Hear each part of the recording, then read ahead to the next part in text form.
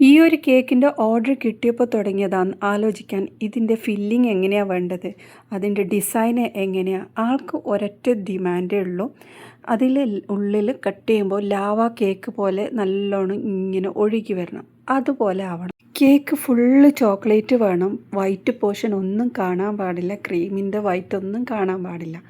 അങ്ങനെയാണ് ഡിമാൻഡ് ഉണ്ടായത്. അപ്പോൾ നമ്മൾ ഈ ഒരു കട്ട് ചെയ്യുന്ന കേക്കിൽ ലാവ കേക്ക് എങ്ങനെ കൊണ്ടുവരും എന്നുള്ളതായിരുന്നു എൻ്റെ അടുത്ത ചിന്ത. ഇതിനായിട്ട് ഞാനൊരു സ്പെഷ്യൽ ക്രീം തന്നെ ഉണ്ടാക്കി, ചോക്ലേറ്റ് ക്രീം. പിന്നെ അതിലേക്ക് കുറേ ചോക്ലേറ്റൊക്കെ വാരി വിതറിയിട്ടു.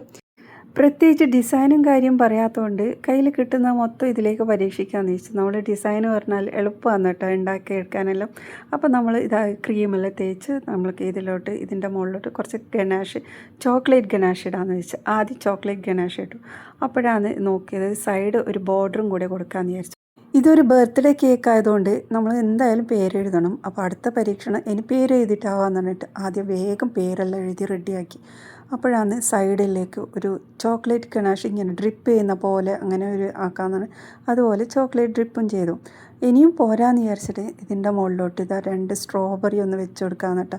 സ്ട്രോബെറി വെച്ചാൽ മാത്രം പോരാ, അതിലോട്ടും കുറച്ച് ചോക്ലേറ്റ് ഒന്ന് ഇട്ട് കൊടുക്കാമെന്ന് വെച്ച് നല്ലോണം ചോക്ലേറ്റ് ഇട്ടു. ഒരു കേക്കിൻ്റെ ഓർഡർ തന്നത് വേറെ ആരും അല്ല കേട്ടോ, എൻ്റെ മോൻ തന്നെ. എൻ്റെ മോൻ്റെ ബർത്ത്ഡേ ആണ് കേട്ടോ. അപ്പോൾ നിങ്ങൾ പറ്റുന്നവരൊന്ന് വിഷ് ചെയ്യണേ. ആൾ ചെറിയൊരു നാണക്കാരനാണ്. അപ്പോൾ ഇത് പേരും അതെല്ലാം പറഞ്ഞതുകൊണ്ട് എങ്ങനെയാണ് പ്രതികരണം എന്നറിയില്ല. പറ്റുന്നെങ്കിൽ നിങ്ങൾക്ക് ഒരു വിഷും കൂടി തരണേ.